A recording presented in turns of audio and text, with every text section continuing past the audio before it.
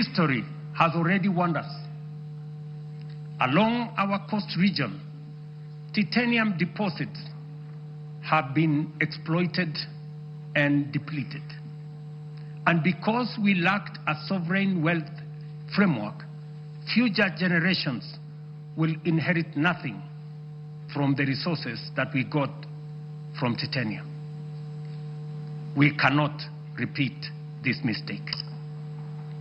Mr. Speaker, honorable members, that is the scale of our national ambition. This is the blueprint for financing it prudently and responsibly.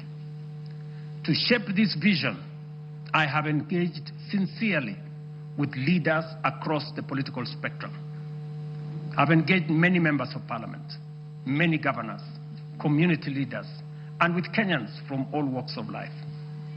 I discussed this vision with the late Right Honorable Raila Amolo Odinga in the presence of Professor Nyong'o, who reminded me that no nation has industrialized without roads, energy, and food security. I have engaged former President Uhuru Kenyatta, who emphasized the necessity of scaling up infrastructure investments. Honorable members, allow me to express profound gratitude to the 13th Parliament for your outstanding contribution, your foresight, your consistency, focus, and commitment on what is good for Kenya. The progress made in the last 3 years would not have been possible without your legislative agility, principled oversight, and commitment to national interest. When the history of this generation is written, this House, the 13th Parliament, will occupy a full and proud chapter. Your decisions are recorded not only in debates or statutes, but in the lives lived, progress of every Kenyan that has been achieved. For this, I extend my deepest gratitude and appreciation. I also extend heartfelt thanks to hard-working Kenyans who have diligently fulfilled their civic duty to the nation, giving life to the constitutional values of equity, social justice, and sustainable development. You Kenyans have shouldered the weight of nation building. Future generations will feel the impact of your sacrifice, and they will honor you as the generation that helped change the trajectory of our republic. As I conclude, I reiterate that those of us in leadership must bear in mind one critical lesson. Leaders are not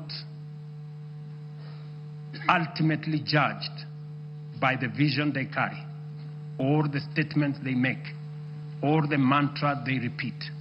They are judged by the actions they take, the values they generate, the difference they make, and the impact they leave in the lives of the people.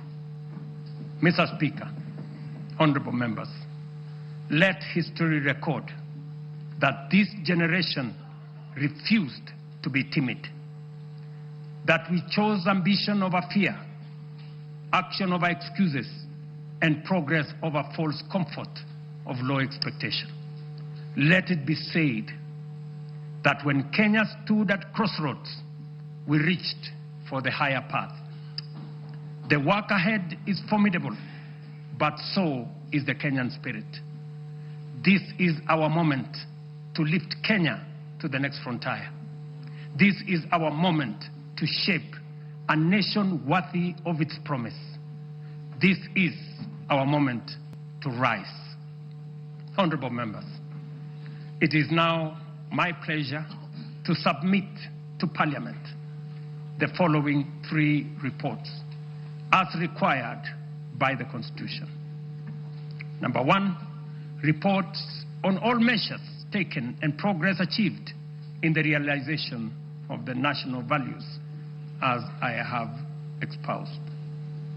Number 2, report on progress made in fulfilling the international obligations of the Republic. And number 3, the report of the state of security of the country. Now, therefore, I hand